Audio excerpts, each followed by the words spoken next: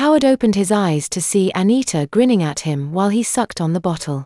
He got up and stood unsteadily in her presence, as much out of fear as out of respect. The thick diaper between his legs made it difficult to stand up straight. The padding bunched up between his legs and forced them farther apart than he was used to. As a result, he had to use the unsteady bow-legged stance of a diapered infant.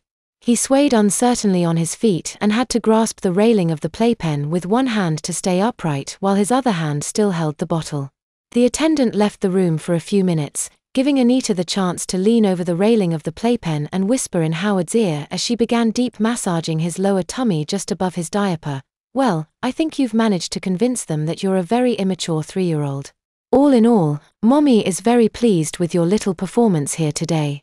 The supervisor was so impressed with how young you acted that she told Mommy that she feels sorry for you because you've lost your real mommy. She thinks you need to be allowed to regress back to babyhood when you're here so you can get over the absence of your mommy. She also recommended that you be treated the same way at home too, and Mommy agreed with her." Anita stopped and paused dramatically for her last statement and continued, "You were very naughty. So for the next 2 weeks, they're going to keep you with the babies here in the nursery rather than let you set a bad example for the other toddlers at the daycare center." Howard frowned around the nipple but continued to suck as Anita said, "It won't be so bad, honey bunch. Mommy promises you'll get used to diapers in a few days." She glanced around the room and said in a gentle scolding tone, "Mommy heard about the fight you gave them when they tried to diaper you. It appears that you lost the battle in more ways than one." She chuckled and grinned, "It looks like it will take some getting used to so you can stand without falling while wearing didies. Don't worry, sweetie pie, after a couple of days, you'll be waddling around here easily in your didies like all the other infants. Do you like drinking from a BABA, honey bunch? Maybe Mommy should get you some bottles so you can nurse at home too. Mommy doesn't think you'll have a problem with getting the attendants to care for you just like you were one of the babies. You look so cute in your didies with your BABA in your mouth. You look like you fit right in with the other babies here, sweetie." Anita kissed his cheek and said, "You make an adorable infant, sweetie pie." She stopped massaging him when she felt a tiny contraction from his lower bowel underneath her fingertips. Anita smiled warmly at him and put her hand on the back of his diaper to pat his bottom lightly as if comforting him. As expected, the deep abdominal massage had stimulated his bowels into evacuating themselves again. This time, however, his bladder had responded as well. Howard could feel the front of his diaper become warm as he soaked it with pee. She patted his diapered bottom a little harder, pushing on the pile of warm poop that he had expelled against his behind. Howard's expression changed to one of surprised dismay when he realized the horrible thing he had done in Anita's presence. Anita said sweetly, "Weren't you aware of the fact that you had pooped in your didie?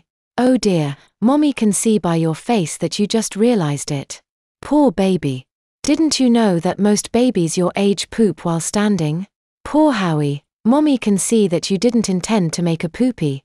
You need to sit down if you don't want to mess in your didies." Anita put her hand behind his knees and forced them to bend. As his legs folded, Howard collapsed in slow motion to the pad of the playpen. His bottom hit first, spreading the soft mess in the back of his diaper over his bottom. Howard wanted to cry. Not only had his incontinence provoked the daycare workers to put him in diapers, but he had proved they were right by promptly filling them with poop. They would never let him go back to training pants now.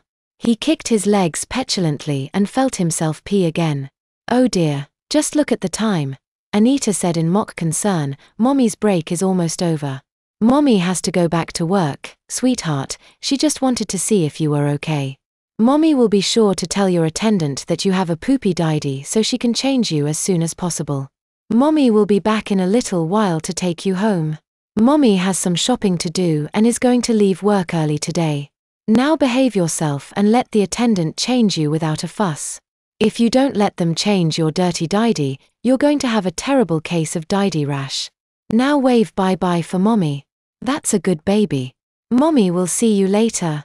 Howard sat in the warm ooze of his diaper, weeping tears of failure and abandonment as Anita left to return to her office.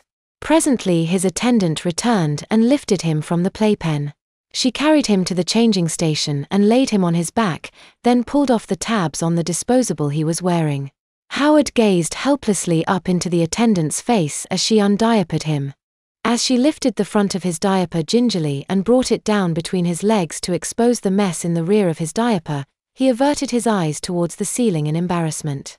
She took one look at the brown mess that had spread over his bottom and shook her head, saying, "Ooh, you're one stinky little boy." Howard closed his eyes in shame at her comment as a fresh flow of tears began leaking from the corners of his eyes. "Don't cry, sugar. We'll get you cleaned up and in a fresh diaper in a few minutes. Then you'll be our sweet baby again," said the attendant as she took his ankles in one hand, raised his legs and used the back of the diaper to scrape the muck from his behind. Once most of the mess had been removed, she slid the diaper out and laid it to one side. Then she took one of the baby wipes from the tub at the station and finished cleansing him with the towelette. Howard was mortified by the procedure. He felt as if his ego had been shattered into millions of infinitesimal shards by the experience. He was beyond regrowth and rebuilding. A fey thought crossed his mind as he felt his legs lifted again and his bottom lowered onto the surface of the clean diaper. How did the rhyme he had learned so long ago go? "All the king's horses and all the king's men" couldn't put Howard together again. Howard giggled insanely at his unvoiced joke as the attendant pulled the diaper up between his legs and began taping the loose ends of the diaper together. Howard knew at that moment that whatever happened in the future, he would never be the man he had been before.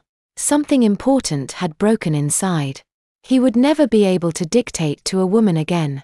They were the strong ones who would make the decisions and tell him what to do. Howard would be content to lie passively and accept whatever they desired for him. The attendant smiled at his gay giggle. It was obvious that her charge was adapting to life at the daycare center. She picked up his limp body and carried the unresisting tot to an unoccupied crib for his official afternoon nap. After having raised the side of the crib, she went to Howard's playpen and retrieved his plushy ducky, Blanky, and his pacifier. She returned to his crib and tucked the toy in his arms and put the pacifier in his grateful mouth. Howard cuddled the soft velveteen of his ducky to his chest to comfort his bruised ego and sucked unconsciously on the pacifier's nipple while the attendant tucked the blankie around his diminished body. He lay in the crib with huge unblinking eyes for a few minutes before the lids became too heavy to keep open and he drifted off into a deep dreamless slumber. When Howard awoke, the nursery hadn't changed. The nursery smells of poop, stale pee, and the perfume of freshly opened packages of disposable diapers mixed together to form an aroma that was well known to every mother and daycare worker. For the infants in the nursery with Howard, the bouquet of nursery odors merely smelled like home. Howard thought that the smell was vaguely familiar. He wasn't able to pick out the individual odors from the mix, but the sweet-sour combination of fragrances triggered long-forgotten memories of a time of utter contentment that lay buried in the deepmost recesses of his unconscious. His pacifier was still in his mouth and his ducky was still clutched in his arms. He had kicked off his blankie in his sleep to lay in a tangle at his feet. Howard yawned hugely, allowing the pacifier to fall from his mouth and dangle from its ribbon. He moved his legs to stretch them luxuriantly, making the plastic on his diaper crinkle in response. "What's that noise?" Howard thought. Oh, it must be my diapers. I wonder if I wet them again while I was sleeping?" Howard put his hand down and tried to put it in his diaper. He couldn't, the diaper had been fastened too snugly against his waist. He took his hand and pushed against the outside of his diaper to force the lining against his skin. If it was wet, the close contact with his skin would be more than sufficient to allow him perceive any pee trapped within its confines. When Howard held the diaper tightly against his crotch, he could feel a slight dampness beneath the cloth-like paper liner that separated his skin from the absorbent padding of the diaper. He had dribbled while he slept, but not truly wet the diaper. Howard wasn't sure if that was an improvement over his previous behavior or not. Was his bladder so uncontrolled that he would only dribble continuously? Or was it an indication of a little leakage from an almost full bladder? He didn't feel like he needed to go. Howard lay back on the mattress and closed his eyes again. It was good to lay there and let the mattress cradle his body. They would tell him when it was time to move and carry him there when it was time to go. It wasn't as if he had some place of his own to go or some job he had contracted to do. His responsibility for his life had ended the moment he had entered the nursery. All that was required of him was acquiescent compliance with his attendants' wishes. He wouldn't have been able to oppose them even if he had had the desire to confront his caretakers. Howard's battered will had receded into a hidden cave of his mind to cower in the darkness until the time was right to re-emerge. Until then, he could only passively observe and wait, obeying the women who had become the mistresses of his fate. Howard lay shut his eyes and relaxed in the crib, drifting in and out of sleep. While he lay in repose, his hand wormed its way up to his face and inserted its thumb between his lips. Occasionally, he would suck on his thumb as he dreamed, then his mouth would become flaccid again as he descended back into a deep infantine slumber.